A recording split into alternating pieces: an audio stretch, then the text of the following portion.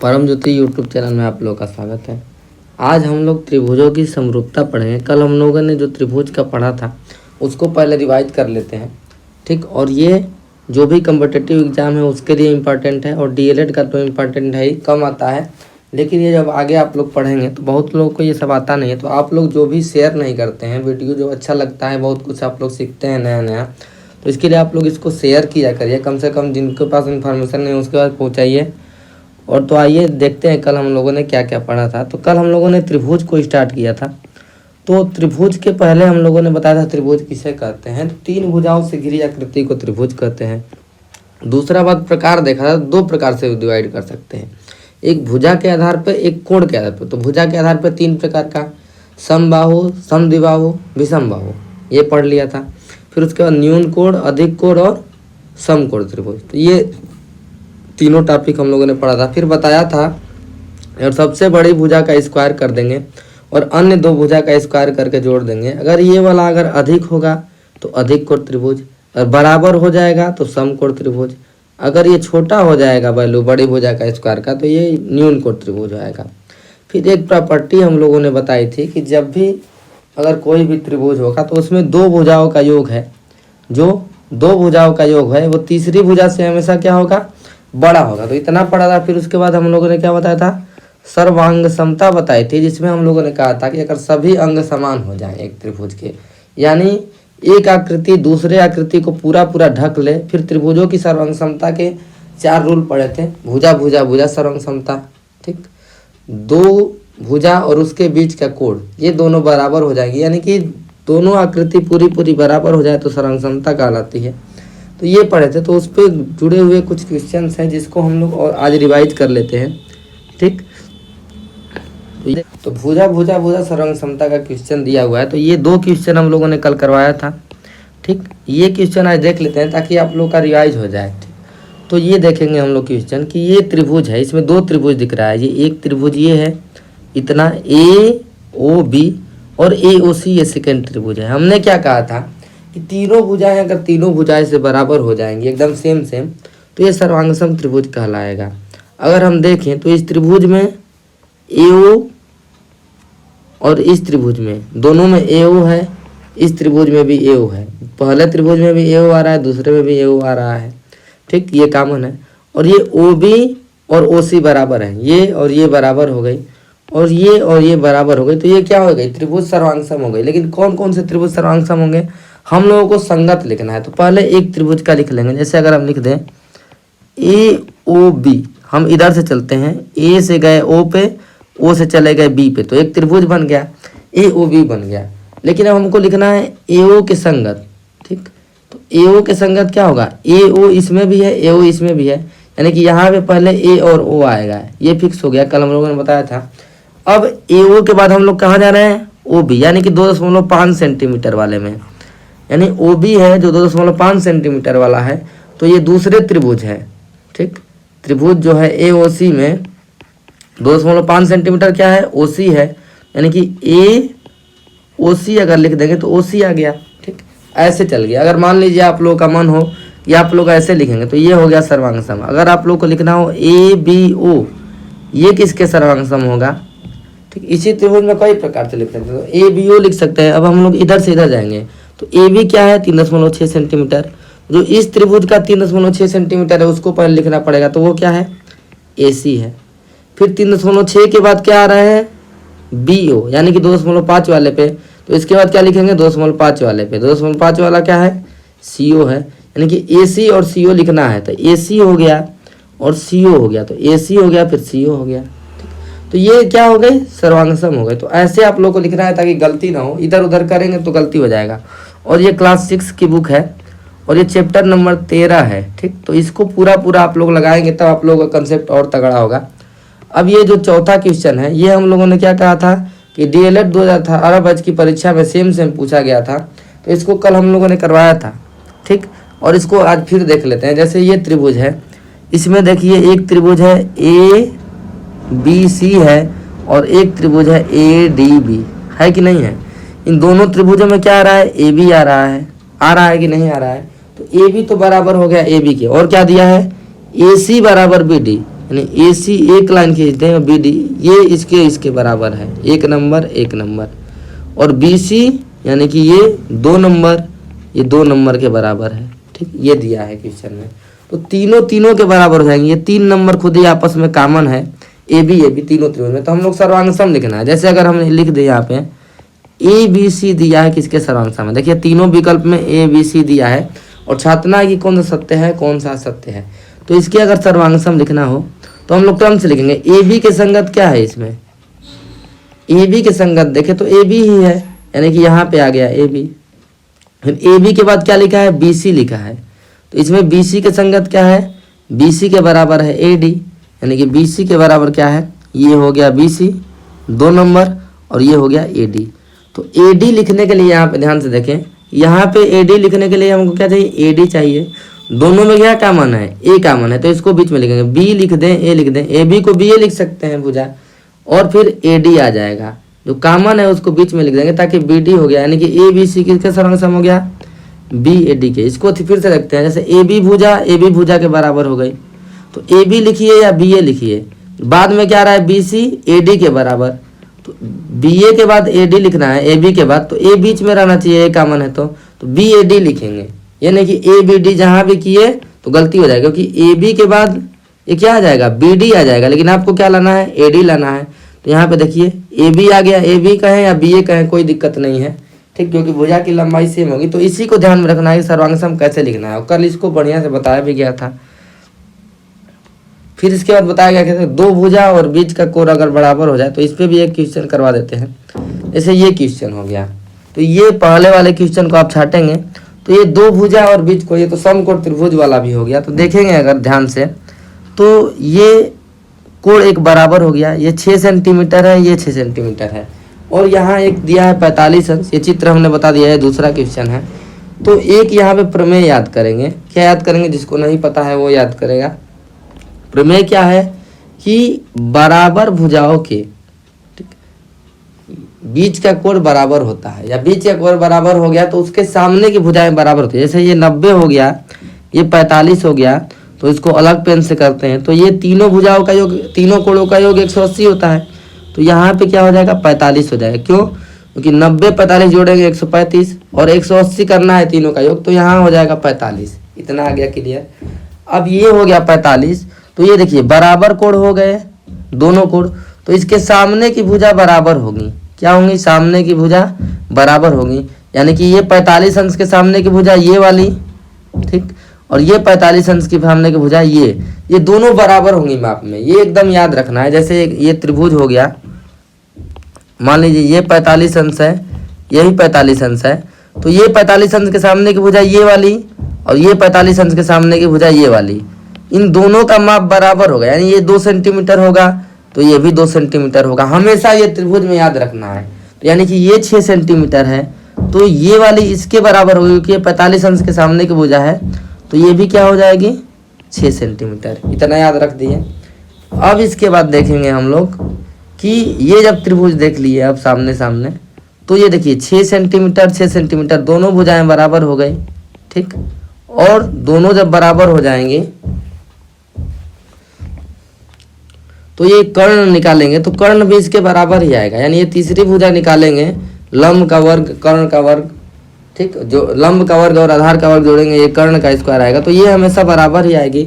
या और कर दें कि ये जब बराबर होंगे भुजाएं, तो इसके सामने का कोण, इसके सामने का कोण ये, इसके सामने का कोण ये दोनों बराबर होगा, तो 190 होगा। इसको x मान लेंगे तो ये भी x होगा, यानी कि 90 + 2x बराबर हो जाएगा 180, क्योंकि सबका योग 180 होता है, और ये बराबर भुजाएं हैं तो सामने एक और बराबर होगा, तो 2x की वैल्यू होगी 90, यानी x बराबर 45, यानी ये भी 45 अंश, यही 45 अंश है। कल बताया गया था कि अगर तीनों कोण बराबर हो गया तब भी सर्वांग सम हो जाएगा, तीनों भुजा बराबर हो गई तब भी सर्वांग सम हो जाएगा। तो ये त्रिभुज सर्वांग सम है, यही करना था। त्रिभुज ABC XYZ के सर्वांग सम है, और संगत आप लोग लिख लेंगे।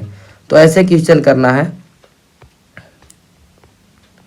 तो ये हो गई सर्वांग समता की जांच। अब आते हैं क्या, समरूपता। ठीक, समरूप किसे कहेंगे, जैसे पहले अगर हम लोग कहते थे कि एकदम बराबर बराबर आकृति में हो जाए तो उसे क्या कहेंगे, सर्वांग समता कहेंगे। जैसे अगर हम कह दें कि ये 2 सेंटीमीटर का रेखाखंड है, ठीक, 2 सेंटीमीटर का एक रेखाखंड है और एक और रेखाखंड 2 सेंटीमीटर का खींच दिया गया, ये हो गया पी क्यू, ये हो गया ए बी। तो ये क्या कहेंगे, ये रेखाखंड आपस में सर्वांगसम है। वो तो त्रिभुज की पढ़े थे, लेकिन रेखाखंड सर्वांगसम हो गया, यानी एक बराबर हो गया, दोनों एक दूसरे को ढक लेगा। अगर हम एक वृत्त खींचे 2 सेंटीमीटर त्रिज्या का और यहाँ भी 2 सेंटीमीटर त्रिज्या का वृत्त खींचे, मतलब एक बराबर, तो ये दोनों बराबर बराबर हैं, तो ये एक दूसरे को ढक लेगा, यानी एकदम बराबर हो गया। तो इसको कहेंगे क्या, सर्वांग समता। लेकिन अगर हम बात करें समरूपता का मतलब क्या है कि वो या तो पूरा पूरा ढक लेगा या उससे आकार में थोड़ा भिन्न होगा, लेकिन एक ही टाइप का आकार होगा। जैसे ये खींच दे 2 सेंटीमीटर त्रिज्या का वृत्त खींच दे और यहाँ पे खींच देंगे 4 सेंटीमीटर त्रिज्या का वृत्त, तो ये वृत्त तो बड़ा हो जाएगा, ये वृत्त क्या हो जाएगा, छोटा हो जाएगा। लेकिन आकार में क्या है, ये किसी अनुपात में है, यानी कि ये इसका त्रिज्या क्या है, ये 2 गुना है इसकी त्रिज्या। तो सेम इसी प्रकार त्रिभुज में भी होता है। जैसे अगर हम एक 5 सेंटीमीटर का त्रिभुज खींचे, समबाहु त्रिभुज, ये तीनों भुजाएं हैं 5 सेंटीमीटर की, ठीक, तीनों भुजाएं क्या है 5 सेंटीमीटर की। एक बड़ा त्रिभुज खींच दें, तीनों भुजाएं क्या हो जाएंगी 7 सेंटीमीटर की, ठीक। यानी कि ये त्रिभुज और ये त्रिभुज ये ढक तो पूरा नहीं पाएगा, लेकिन ये इससे तीनों भुजाएं ये किसी अनुपात में है, यानी कि कितने गुना है, तो 7/5 गुना। कैसे निकाले, 5 में इसके 7/5 गुणा करेंगे तो 7 आ जाएगा, यानी कि ये कुछ अनुपात में है, इतना गुना करने पे ये वाली भुजाएं आ जा रही हैं। तो ऐसी ही आकृति को हम लोग क्या कहते हैं, समरूपता कहते हैं, जो किसी अनुपात में हो। तो समरूप होने के लिए कैसे हम कहेंगे कि 2 त्रिभुज समरूप है, तो पहला कंसेप्ट ये है कि अगर दिए गए त्रिभुज के, ठीक, 2 त्रिभुज अगर दे दिए हैं ए बी सी जैसे, ठीक, जैसे एक त्रिभुज हो गया ए बी सी और दूसरा त्रिभुज हो गया पी क्यू आर, ठीक। पहला रूल ये है, कैसे हम लोग कहेंगे कि ये सर्वांगसम है, जब तीनों कोणों के बराबर हो जाएगा। जैसे ए कोण हो गया ये पी के बराबर हो गया, ठीक, बी कोण हो गया ये क्यू के बराबर हो गया और सी कोण हो गया ये आर के बराबर हो गया। ये एक है लाइन तो एक खींचे हैं, ये दिखा रहा है कि ए कोण पी के बराबर है, यानी कि ए अगर पी के बराबर हो गया, ठीक, अगर बी कोण अगर कोण क्यू के बराबर हो गया, कोण सी कोण आर के बराबर हो गया, यानी तीनों कोण के बराबर हो गए, तो ये हम कहेंगे कि त्रिभुज ए बी सी और त्रिभुज पी क्यू आर क्या है, समरूप है। समरूप का पहचान क्या होता है, ऐसे करेंगे। सर्वांगसम में क्या करते थे, ऐसे करते थे, यानी कि समरूप के बाद ये बराबर, यानी कि जो भी त्रिभुज होगा, जो भी सर्वांगसम होगा त्रिभुज, सर्वांगसम जो होगा वो हमेशा समरूप होगा। लेकिन समरूप त्रिभुज सर्वांगसम नहीं होगा, क्योंकि सब बराबर नहीं है। यानी कि जो भी सर्वांगसम त्रिभुज होगा वो हमेशा समरूप होगा, क्योंकि वो भी एक अनुपात में है। बराबर बराबर भुजा लिखिए, 2 इसका भी भुजा 2 इसका भी भुजा, तो अनुपात क्या है, 1 का अनुपात है। 1 कितना गुना है, तो 1 गुना है। तो यानी सर्वांगसम भी क्या होगा, हमेशा समरूप होगा। ये भी एक पॉइंट है कि हमेशा जो भी त्रिभुज सर्वांगसम होते हैं वो आपस में समरूप भी होते हैं। तो ये जब सर्वांगसम हो गया तो इसका एक रूल याद रखेंगे। क्या याद रखेंगे, जैसे ए बी सी समरूप हो गया पी क्यू आर के, कैसे पता लगाया कि तीनों कोण के बराबर हो गया। तो एक रूल आता है, रूल क्या है इसका कि ए बी इसकी संगत भुजा, ए बी के संगत भुजा क्या है, ए कोण है और बी कोण है, नहीं ए कोण बराबर है बी के, ए किसके बराबर पी क्यू के, तो A B upon P Q, यानी इसका अनुपात, दोनों का अनुपात मतलब भाग, ठीक, A B upon P Q, ये हो गया। फिर उसके बाद ए बी के बाद क्या है बी सी, और बी सी में इधर क्या है संगत क्यू आर है कि नहीं है संगत, बी सी के जगह पे क्या है क्यू आर है। और एक और क्या बच जाएगा, सी ए बच जाएगा। 3 ही भुजा है, ए बी बी सी सी ए, तो ये सी ए किसके बराबर होगा, आर पी के हो जाएगा। और कैसे मिलाएंगे, ए एंगल बी एंगल के बराबर, तो ए पी के बराबर बी क्यू के बराबर, तो ए बी बटा पी क्यू हो जाएगा। तो ये तीनों आपस में क्या होंगे, हमेशा बराबर होंगे। तो इस पे क्वेश्चन हम लोग करेंगे, जब तीनों कोण के बराबर हो जाएगा तो क्या होंगी, समरूप होंगी। तो ये एक रूल याद रहेगा कि तीनों भुजाओं का अनुपात एकदम बराबर होगा। और इस पे क्वेश्चन भी अभी करेंगे, ठीक। रूल नंबर 2 क्या है, अगर मान लीजिए 3 भुजाएं किसी अनुपात में दी गई हैं, जैसे अगर हम कह दें कि जैसे एक ये हो गया, एक बड़ा त्रिभुज ले लेते हैं। जैसे ये दिया है 3 भुजा दिया है, 4 दिया है, 5 दिया है, ये भुजा 6 दिया है, 8 दिया है, 10 दिया है। ठीक, 3 भुजाएं दी गई हैं। अगर देखें अगर इस त्रिभुज में तो ये वाली भुजा है इस भुजा के 2 गुनी है, ये वाली भुजा है ये भी 2 गुनी है, यानी ये वाला त्रिभुज की भुजाएं इस त्रिभुज की भुजा की 2 गुनी है, यानी कि एक निश्चित अनुपात में भुजा दी गई है, यानी कि भुजा अनुपात में दी गई है, तो यानी कि ये भी क्या होगा, समरूप होगा। यानी कि इसके भी तीनों कोण से बराबर होंगे, यानी अनुपात में दी जाएंगी। तो इसको क्या कहेंगे रूल, तीनों भुजा है तो साइड साइड साइड, यस मतलब साइड, समरूप नियम, समरूपता का नियम। ठीक, ये गुण है। और ये क्या है, तीनों एंगल है तो ए समरूपता का नियम। यानी मेन देखना है कि एंगल अगर बराबर हो जाए तो त्रिभुज समरूप होंगे। तीसरा रूल क्या हो जाएगा, रूल नंबर 3 हो जाएगा, ये दे दिया गया, इसका 2 साइड दे दिया गया 3 और 4, इसका एंगल है 60 डिग्री। और एक और त्रिभुज दे दिया गया, ये इसके अनुपात में 6 हो गया, 8 हो गया, और ये एंगल अगर सेम रहेगा। ठीक, यानी कि अगर भुजाएं अनुपात में हैं जैसे ए बी सी और उसी भुजा के पी क्यू आर, तो ये ए बी पी क्यू क्या है, 2 गुना है ए बी के, ये भी क्या है 2 गुना है, लेकिन ये एंगल है जो दोनों के बीच में ये सेम है, तब भी क्या कहेंगे हम, त्रिभुज को समरूप कहेंगे। ठीक, समरूपता आ गया समझ में। अब इसी को क्वेश्चन कहते हैं, इसको क्या कहेंगे, 2 साइड दिया है तो साइड एंगल साइड, दोनों साइड के बीच का एंगल अगर समान हो और साइड एकदम अनुपात में हो, यानी कि कितने गुना हो कुछ भी, तो उसको क्या कहेंगे, समरूप कहेंगे। ठीक, अब देखते हैं क्वेश्चन, हम देखते हैं। तो ये पहला क्वेश्चन हम लोग लिए हैं, कह रहा है कि ये त्रिभुज है, कोण ए बराबर कोण पी है, कोण बी बराबर कोण क्यू है। तो ये कह रहा है कि ए बी सी सिद्ध करिए पी क्यू आर के है। तो अगर त्रिभुज में 2 कोण अगर बराबर हो गए तो ये तीसरा कोण अगर हम निकालें यहाँ पे, तो जब 2 कोण अगर बराबर हो जाएंगे, जैसे x और y मान लें, और तीनों का योग क्या होता है, 180 होता है, तो ये 180 में से घटाना पड़ेगा क्या, x और y जोड़ के, तो ये y है तो ये भी y है, ये x है तो ये भी x है, तो इसको भी अगर करें तो तीनों कोणों का योग 180, तो ये वाला कोण निकालेंगे तो 180 में से इन दोनों को जोड़ के घटाना पड़ेगा, तो 180 प्लस, यानी कि ये कोण एकदम सेम आ गया, यानी तीनों कोण के बराबर हो गए, तो क्या होगा, समरूप होगा। यानी अगर किसी भी त्रिभुज में 2 कोण अगर बराबर हो गए, 2 कोण बराबर हो गए किसी भी त्रिभुज के, अलग अलग 2 त्रिभुज के, तो इसका मतलब वो क्या होगा, समरूप हो जाएगा। और जब ये त्रिभुज समरूप हो जाएगा तो क्या बताए हैं, ए बी बटा में पी क्यू, बी सी बटा में क्यू आर, और सी ए बटा में आर पी, और ये संगत देखना है कि कौन किसके समरूप है। तो ये तो हो गया क्वेश्चन। अब देखेंगे दूसरा क्वेश्चन। दूसरा क्वेश्चन क्या दिया है कि ये वाला एंगल, एक लाइन खींचे हैं तो इधर भी एक है, यानी कि ये और ये बराबर हो गया, ये और ये बराबर हो गया, 2 एंगल अगर बराबर हो गया तो त्रिभुज क्या हो गया, समरूप हो गया। त्रिभुज क्या हो गया, समरूप हो गया। तो देखेंगे ये त्रिभुज समरूप हो गया तो भुजाओं का अनुपात बराबर होगा। अब देखते हैं, यहाँ पे देखते हैं ए से 2 भुजा निकली है, यहाँ पी से 2 भुजा निकली है कि नहीं है। पी से भुजा जा रही है 2 एंगल वाले पे, ए से भुजा जा रही है 2 एंगल वाले पे, यानी कि ए बी बटा में पी क्यू लिख सकते हैं, सेम एक ही जगह पे असंगत। और यहाँ पे ए सी पे एक भुजा निकली है, ए सी, और क्या है, ये क्या है, एक एंगल वाले पे जा रही है, पी से एक भुजा एक एंगल वाले पे जा रही है, तो पी आर हो गया। और जो बच गया क्या है, B C upon Q R, ये तीनों बराबर होगा। तो अगर हम देखें इसको निकालेंगे वैल्यू, तो कैसे निकालेंगे, ए बी की वैल्यू पता है कि नहीं पता है, देखें 4 सेंटीमीटर है, पी क्यू की वैल्यू क्या है, 9 सेंटीमीटर है, ए सी की वैल्यू हमको क्या करना है, 4.8 सेंटीमीटर है, और पी आर की वैल्यू क्या है, x है, देखिए यहाँ पे। तो अब इसी की वैल्यू निकालना है x की।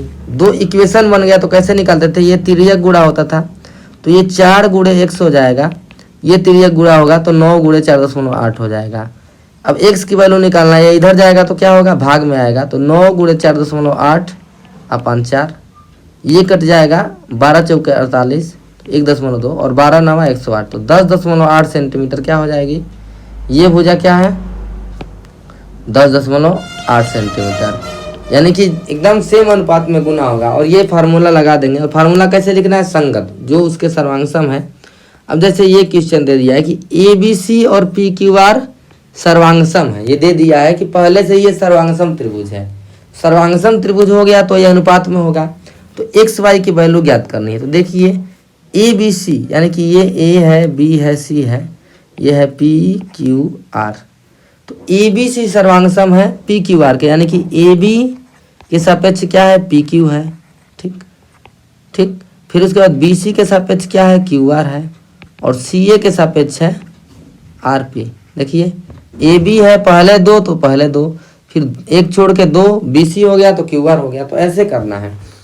अब देखेंगे हम ध्यान से, तो AB की वैल्यू क्या है, 3 है। PQ की वैल्यू हमको निकालना है x। ठीक, BC की वैल्यू दिया है 4, QR की वैल्यू दिया है 6, और CA की वैल्यू क्या दिया है, CA की वैल्यू निकालना है y, और RP की वैल्यू दिया है 5.25। ठीक, तो अब इसको निकालना है। इक्वेशन बन गया तो इक्वेशन को सॉल्व करिए। पहले इन दो को लेंगे तो x की वैल्यू निकल जाएगी, यानी कि 3/x बराबर 4/6 लिखें। तो x को इधर गुणा करेंगे तो 4x हो जाएगा, और 6 में 3 का गुणा करेंगे तो 18। तो x बराबर क्या हो गया, 18/4। अब इसको भाग दे दीजिएगा आप। इसी तरह से अगर y की वैल्यू निकालना है तो ये 4/6 और इसको ले लेंगे, दोनों को बराबर कर देंगे। ठीक, तो इससे y की वैल्यू निकल जाएगी। तो इसको आप लोग कमेंट में कमेंट करेंगे कि 4/6 बराबर y 5.25। इसको तिर्यक गुणा करके y की वैल्यू निकाल के आप लोग आंसर कमेंट में कमेंट करेंगे। ठीक, अब इसके बाद देखते हैं ये वाला क्वेश्चन। ये भी सेम वही क्वेश्चन है, इसमें भी x और y की कहा गया है कि ये ABC है, वही क्वेश्चन। ये दे दिया है कि PQR सर्वांगसम है। तो ये जब सर्वांगसम हो गया तो ये एंगल सेम हो गया। तो ये वाला एंगल ABC और PQR है, तो A संगत हो गया P के, B संगत हो गया Q के, यानी B यहाँ पे 70 है तो ये क्या हो जाएगा 70। ये है Y तो ये 50 है तो ये भी 50, क्योंकि तीनों एंगल बराबर होगा। और ABC PQR के संगत दिया है, ABC PQR के, यानी A बराबर A, B बराबर Q, C बराबर R। ये C है, ये R है। तो ऐसे आप लोग कर देंगे तो एंगल तीनों बराबर हो गया, तब भी समरूप हो गया। अब ये वही क्वेश्चन दिया है कि ABC यहाँ पे P भी है। ठीक, ये बिंदु P और वही है। तो ABC और PQR समरूप है। तो अगर समरूप हो जाएगा तो क्या होगा, समरूप का मतलब होता है कि अनुपात में होगा। तो ABC PQR समरूप है। देखिए यही क्वेश्चन है, तो इसके 3 पार्ट हैं। तो ABC PQR सर्वांगसम दिया है, तो यानी कि कह सकते हैं कि AB बटा में PQ, BC बटा में QR, और CA बटा में RP। ठीक, तो AB की वैल्यू पता है कितना है, 3 है। PQ की वैल्यू पता है 6 है। ये देखिए P है और Q है तो 6 हो गया। BC की वैल्यू पता है x है। QR की वैल्यू पता है 4 है। ठीक, और CA की वैल्यू क्या है 3.5, और उसके बाद RP की वैल्यू क्या है, RP की वैल्यू हो गई 7। तो अब x की वैल्यू निकाला जा सकता है, यहाँ पे x ही पूछा है। ठीक, x की वैल्यू पूछा है तो इन दोनों इक्वेशनों को ले लीजिए। इन दोनों को लेंगे तो ये x बटा में 4 बराबर 3/6, ये 2 बार में कट जाएगा। तो x बराबर 4 बटा में 2, तो ये 2 बार में कट गया तो 2 सेंटीमीटर आ गया। तो ये हो गया वैल्यू। अब इसके बाद कुछ और क्वेश्चन देखते हैं, 2 प्रमेय है। ठीक, तो अब आगे के 2 प्रमेय से पढ़ने से पहले हम लोग रिवीजन कर लेते हैं। क्या रिवीजन किए हैं कि अगर 2 त्रिभुज अगर समरूप हो जाएगा तो उनकी संगत भुजाओं का अनुपात बराबर होगा, यानी समान अनुपात में होंगे। तो उस पर क्वेश्चन हम लोगों ने किया।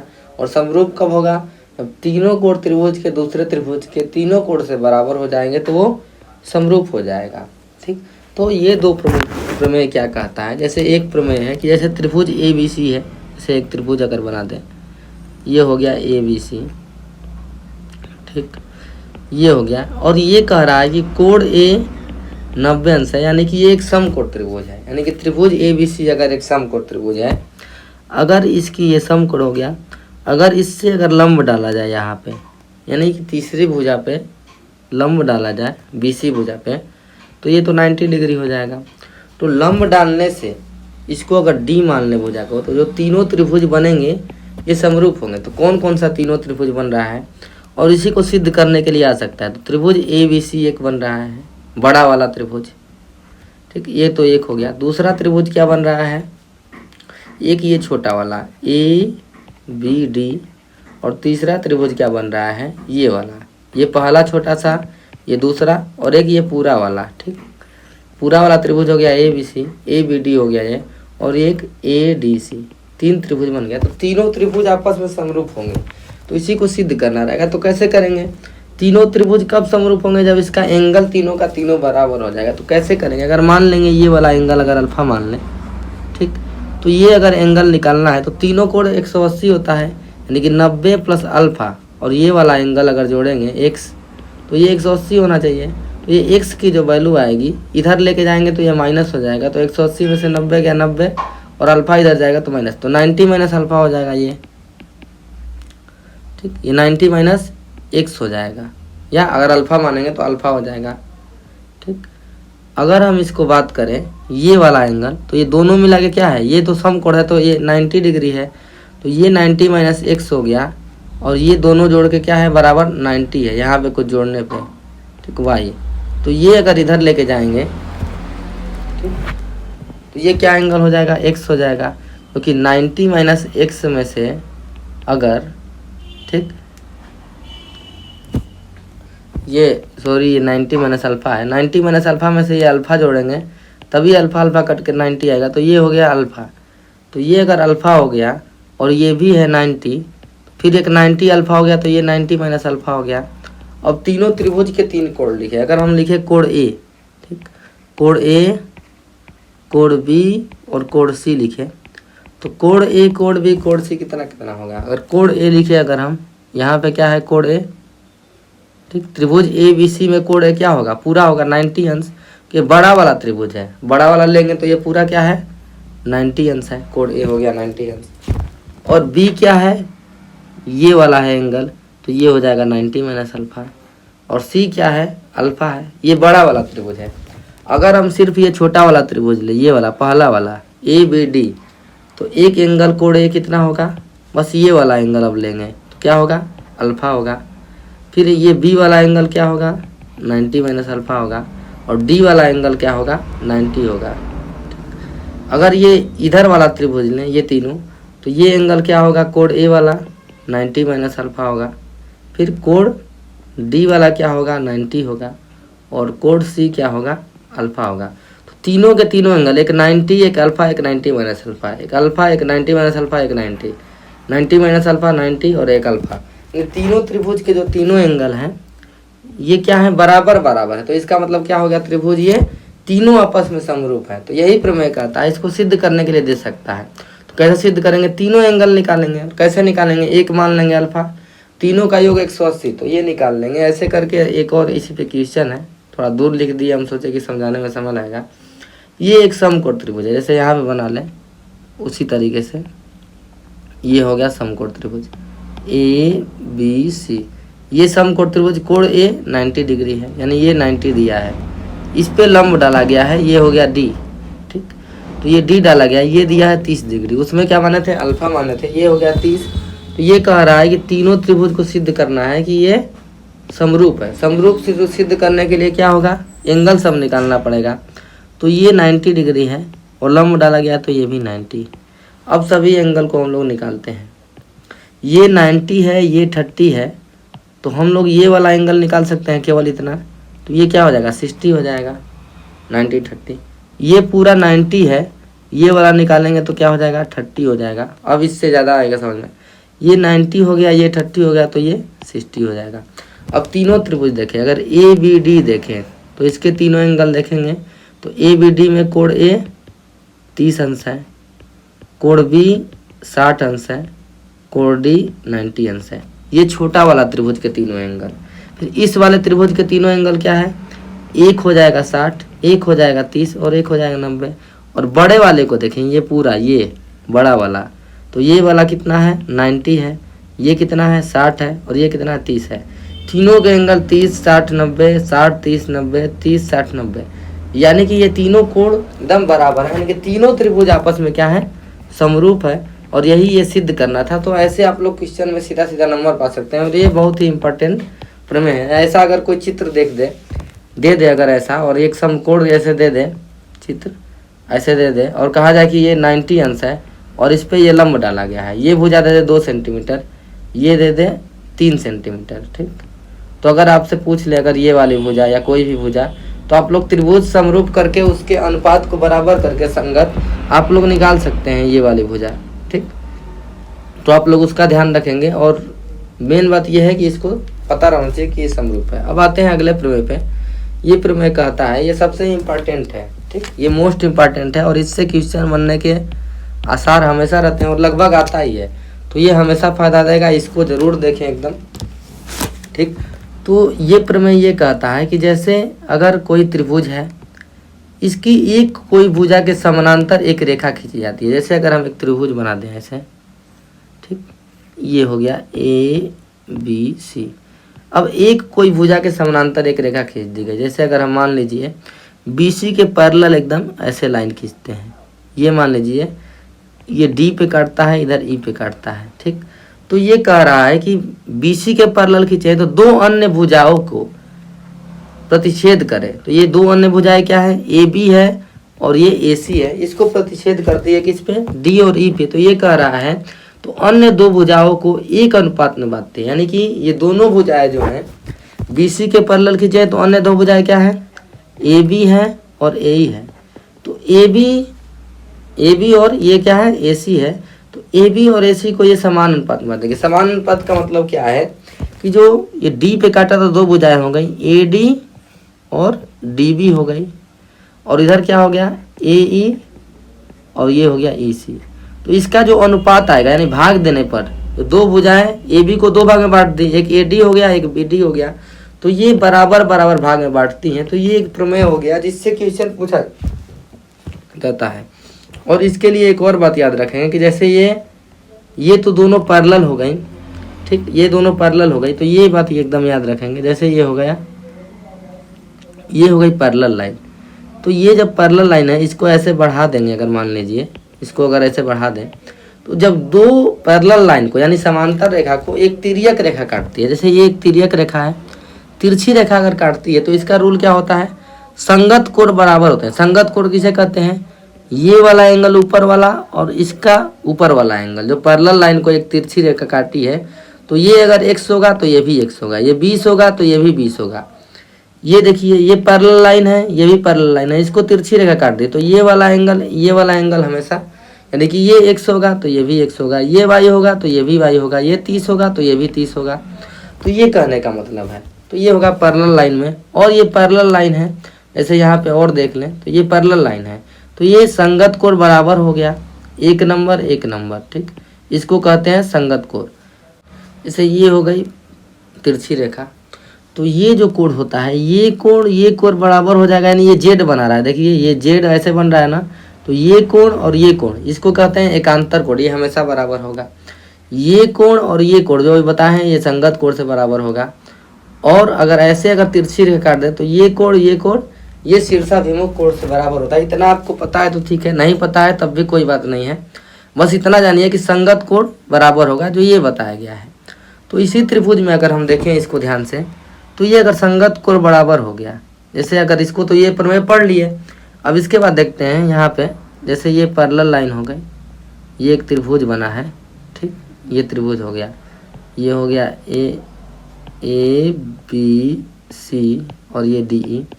हम कहना एक चाह रहे हैं यहाँ पे कि जैसे ये पैरेलल लाइन हो गया तो दो त्रिभुज बन रहा है, कौन सा, एक तो ABC बन रहा है, एक बन रहा है ADE। तो ADE में तो एंगल ए कॉमन है, तो दोनों में ये बराबर होगा।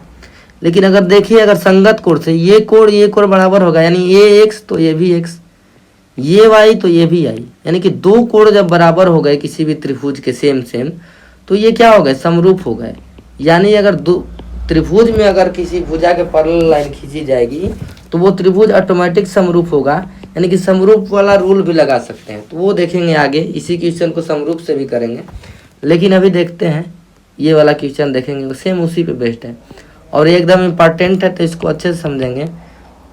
कि देखिए ये दिया है क्वेश्चन में कि B D B C parallel है डी के, यानी बी सी के पैरेलल एक लाइन खींची गई है डी। अब कह रहा है कि ये एक्स की वैल्यू बात करिए, जब ये पैरेलल लाइन खींच दी गई त्रिभुज में किसी एक भुजा के, तो समान अनुपात में बांटेगी, यानी कि A D upon D B बराबर ए ई अपान ई सी। समझ में आ रहा है ऊपर वाला प्रमेय? ये भुजा बटा में ये भुजा, ये इतना, फिर ये भुजा ए ई और ये भुजा ए सी, ये दोनों समान अनुपात में बांटेगा। क्यों? क्योंकि ये पैरेलल है। तो अगर इसका लगा दे वैल्यू, तो ए डी की वैल्यू 3, डी बी की वैल्यू 5, ए ई की वैल्यू 6, ई सी की वैल्यू x दिया है, निकालना है। तो x की वैल्यू अगर हम निकालेंगे तो ये 6 गुणे 5 हो जाएगा और ये 3 इधर लाएंगे तो भाग हो जाएगा, तो 3 दूना के 6, 2 5 10, तो x बराबर 10 सेंटीमीटर हो गया। यानी इसकी वैल्यू क्या आ गई? 10 सेंटीमीटर।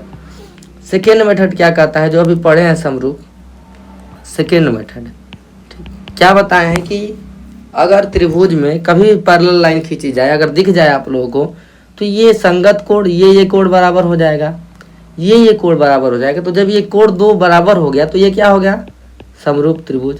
जब ये समरूप हो गया, कौन कौन सा त्रिभुज? त्रिभुज ए बी सी समरूप है कौन सा त्रिभुज के? ए डी ई, छोटा वाला त्रिभुज के। तो इसका ये कहता है कि ए बी अपान इसके संगत क्या है? A D. ठीक, एक बड़ा वाला में का ए बी और छोटा वाला त्रिभुज का ए डी बराबर, ठीक, इस त्रिभुज का बड़े का बी सी, ठीक, और इसमें भी क्या है? डी, ठीक, और इस त्रिभुज का क्या है? सी ए, और छोटे त्रिभुज का क्या है? ए, है कि नहीं है? तो ये अनुपात बराबर होगा। अब देखते हैं कि इसको कैसे निकालेंगे। ए बी की वैल्यू क्या है? ए से बी तक, यानी ए से बी तक यहाँ चलेंगे, ये छोटा वाला 3 सेंटीमीटर, ये 5 सेंटीमीटर, तो ए बी क्या हो जाएगा? 8 सेंटीमीटर। ये बड़ा वाला क्या होगा? यहाँ से यहाँ तक 8 सेंटीमीटर होगा, 3 और 5। और ए डी की वैल्यू क्या है? ए से डी तक, ये क्या है? 3 है, ठीक। बी सी की वैल्यू नहीं पता है, बी सी का मतलब भी नहीं है निकालना। डी की वैल्यू नहीं पता है, ये भी नहीं निकालना है, ठीक। सी ए की वैल्यू हमको क्या पता है? ये 6 है, ये x है, तो पूरा यहाँ से यहाँ तक क्या हो जाएगा? 6 + x हो जाएगा कि नहीं हो जाएगा? यहाँ से यहाँ तक a से e तक 6 है और e से c तक x है, हमको निकालना है a से c तक, तो 6 में x जोड़ना पड़ेगा, 6 + x हो जाएगा। ए ई की वैल्यू क्या है? 6 सेंटीमीटर, तो हो गया। अब x निकालना है, तो इसका कोई मतलब नहीं है, इन दो इक्वेशनों को बराबर कर देते हैं। तो 8/3 बराबर 6 + x अपान 6, ये 3 से 2 बार में कट जाएगा, तो 6 + x बराबर हो जाएगा 16। तो x बराबर क्या आ जाएगा? 16 - 6 बराबर 10, ठीक। तो ये क्वेश्चन हो गया आराम से, यानी समरूप से भी क्वेश्चन हो गया, तो समरूप को जानना जरूरी है, ठीक। तो ये रूल सबसे इम्पोर्टेंट था। क्या था? कि अगर पैरेलल हो गया तो ये संगत भुजाओं का अनुपात बराबर होगा। दूसरा ये हो गया कि अगर समरूप हो गए, त्रिभुज में अगर पैरेलल लाइन हो गई तो ये समरूप हो गए, समरूप होगा तो संगत भुजाओं का अनुपात बराबर करके भी हम लोग निकाल सकते हैं। इतना आप लोग क्वेश्चन करेंगे तो हो जाएगा।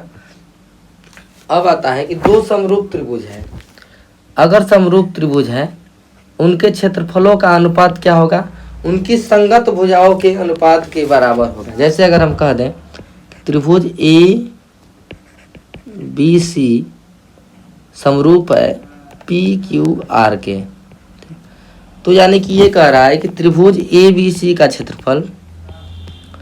क्षेत्रफल और बटा में त्रिभुज पी क्यू आर का क्षेत्रफल, ठीक, इसका जो अनुपात होगा क्षेत्रफल का, ये संगत भुजाओं के वर्गों के अनुपात के बराबर होगा। उसमें क्या था कि केवल अनुपात बराबर होता था, लेकिन इसका संगत भुजा क्या है? ए बी के संगत क्या है? पी क्यू, तो इसका स्क्वायर करना है। बी सी के संगत क्या है? क्यू आर, यानी इसके स्क्वायर के बराबर होगा। सी ए के संगत क्या है? आर पी, तो इसके स्क्वायर के बराबर होगा। तो ये एक प्रमेय है, तो ये भी आप लोगों को जानना जरूरी है और ये एकदम इम्पोर्टेंट है, क्योंकि इस पे क्वेश्चन आता है, चाहे वो किसी भी कॉम्पिटिटिव एग्जाम में हो। तो यहाँ पे पढ़ रहे हैं समरूपता आपके सिलेबस में, तो इतना जानना जरूरी है। अब ये क्वेश्चन क्या दिया है कि दो समरूप त्रिभुजों का जो है क्षेत्रफल दिया है, अनुपात दिया है, ज्ञात करना है। और उसकी संगत भुजाओं, देखिए संगत भुजाओं का अनुपात दे दिया, तो क्षेत्रफलों का अनुपात क्या करेंगे, संगत भुजाएं क्या है 2.5/5, इसके वर्गों के अनुपात के बराबर, तो वर्ग कर देंगे। तो ये 2 बार में कट जाएगा, तो ये क्या है 1/2 का स्क्वायर है, तो ये 1/4 आ जाएगा। अनुपात क्या हो गया 1:4 का।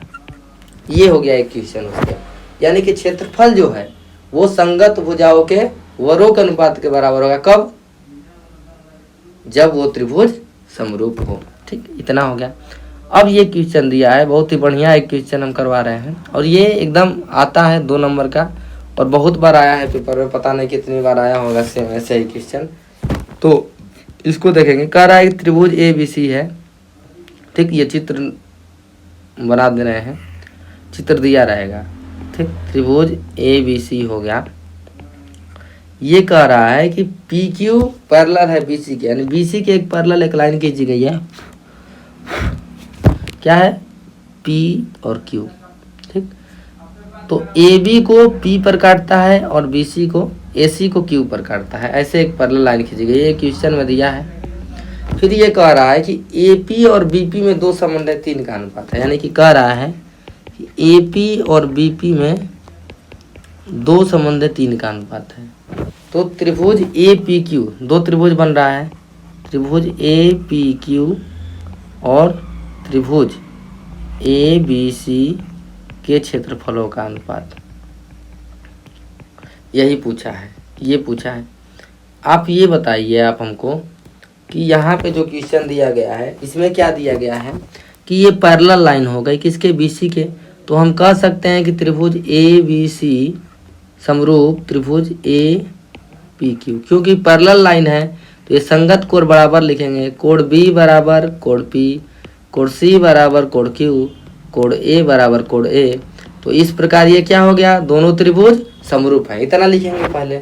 तो ये समरूप जब हो गया तो हम क्या बोले हैं कि दोनों का क्षेत्रफलों का अनुपात उनकी संगत भुजाओं के अनुपात के बराबर होता है। तो संगत भुजाएं क्या होंगी, बड़े वाले त्रिभुज की भुजा क्या है AB है, ठीक, और ये छोटे वाले त्रिभुज की भुजा क्या है AP है, यानी कि AB/AP।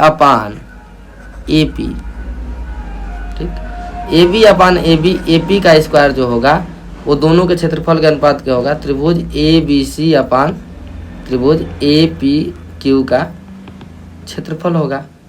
ये होगा AB/AP, लेकिन वो दिया क्या है AP/BP दिया है। ठीक, ये क्या दिया है AP/BP, यानी कि वो दिया है क्या, वो दिया है कि यहाँ पे दिया है 2 और BP दिया है 3, यानी कि ये 2x है, ये 3x है। तो अब क्या दिया है, पूरे का अनुपात का वर्ग के बराबर होता है। तो AP की वैल्यू अगर हम देखें और AB की वैल्यू देखें, हमारा क्या होगा फार्मूला, त्रिभुज ABC के संगत भुजा क्या है AB है, और त्रिभुज APQ के संगत भुजा क्या है AP है। तो AB²/AP², तो AB निकालने के लिए क्या करना पड़ेगा, 2x + 3x, यानी कि 5x होगा, और AP केवल क्या है 2x है, तो 5x/2x का स्क्वायर, यानी कि ये होगा त्रिभुज ABC का क्षेत्रफल बटा में त्रिभुज APQ का क्षेत्रफल। x कट गया तो ये 25/4 हो जाएगा, क्या, त्रिभुज ABC का क्षेत्रफल अपन त्रिभुज APQ का क्षेत्रफल। लेकिन ये पूछा क्या है, त्रिभुज APQ ABC का पूछा, यानी ये उल्टा पूछा है, तो इसको उल्टा कर दीजिए तो क्या आ जाएगा 4/25 हो जाएगा, ऊपर कर दिए त्रिभुज APQ और त्रिभुज ABC, इसको ऐसे लगाना है। ठीक, और अगर आपको अगर कॉम्पिटिटिव एग्जाम में करना है तो सीधा क्या लिखेंगे, यहाँ लिखेंगे 2, ठीक, ये भुजा लिखेंगे 2 और ये लिखेंगे 3, ये 2 हो गया 3 हो गया। तो पूरा वाला लेना है, पूरा वाला क्या है 5, छोटा वाला क्या है 2, 5/2 का स्क्वायर हो जाएगा। तो पहले बड़ा वाला लिए हैं तो बड़ा वाला त्रिभुज का क्षेत्रफल ABC, छोटा वाला लिए हैं तो छोटा वाला त्रिभुज का क्षेत्रफल। तो ऐसे डायरेक्ट आप लोग कर देंगे पेपर में। ठीक, तो ये होता है करने का तरीका। अगर देखिए ये वाला क्वेश्चन कि त्रिभुज ABC एक त्रिभुज है जिसमें DE पैरेलल BC है, ये भुजा दी गई है पूरा, यहाँ से लेके यहाँ तक दिया गया है 6 सेंटीमीटर, और यहाँ से लेके यहाँ तक दिया गया है 2 सेंटीमीटर। तो कह रहा है कि त्रिभुज ABC और DBCE के क्षेत्रफलों का अनुपात ज्ञात कीजिए। ठीक, यानी कि ये चतुर्भुज, ये इसका क्षेत्रफल और इसका क्षेत्रफल 2, यानी ये त्रिभुज और चतुर्भुज के क्षेत्रफल का अनुपात पूछ रहा है। तो पहले तो हम क्या करेंगे कि पूरा त्रिभुज का क्षेत्रफल निकाल ले, दोनों त्रिभुज के क्षेत्रफलों का अनुपात निकाल सकते हैं।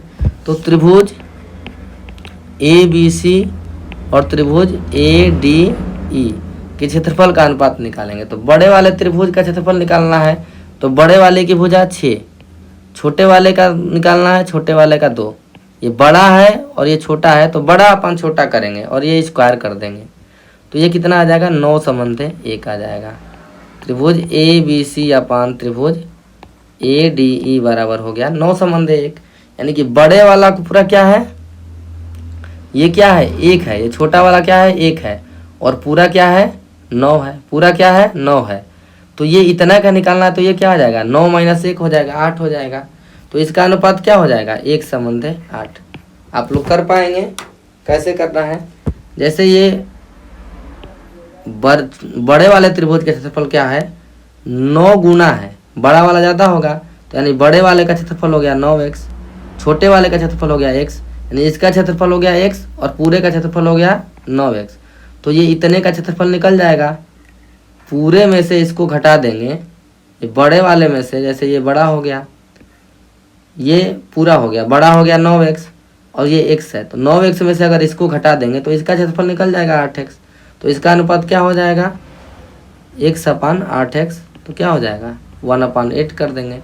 ठीक, तो बड़े वाले में छोटे होता है, अनुपात निकाल देंगे दोनों के क्षेत्रफलों का, इसका क्षेत्रफल का अनुपात आप लोग निकाल देंगे। कैसे निकालें, ये बड़े वाले का 9 है, ये छोटे वाले का 1 है, तो ये कितना हो जाएगा 8। अब जैसे कहेगा त्रिभुज ADC अपान चतुर्भुज DBCE, तो ADC का क्या है 1 है, ये चतुर्भुज का कितना है 8 है, तो 1/8 हो जाएगा। अगर इसको ऊपर कहेगा तो 8/1 कर देंगे। तो ये तरीका है और ये पेपर में आता भी है, तो ये एकदम इम्पोर्टेंट है। ठीक है, आज का ये पार्ट आप लोगों को कैसा लगा हो इसके बारे में आप लोग कमेंट करिएगा। और दूसरी बात, अब इसके बाद क्या हो गया, ये मेन टॉपिक खत्म हो गया, तो अब त्रिभुज, वर्ग और आयत का क्षेत्रफल एक चैप्टर है उसको पढ़ेंगे, जिससे कि क्वेश्चन आएगा कॉम्पिटिटिव एग्जाम में भी और इससे भी। और उसके बाद एक लास्ट टॉपिक बच जाएगा आयतन धारिता। ठीक, तो लगभग अब 5-6 लेक्चर में आप लोगों का सिलेबस ख़त्म ही हो जाएगा, ज़्यादा देर नहीं करेंगे। ठीक है, धन्यवाद। आप लोगों से रिक्वेस्ट है कि आप लोग इसको इधर उधर शेयर करिए, जो भी दोस्त हैं ज़रूरतमंद। ठीक है, धन्यवाद। आपका दिन शुभ हो।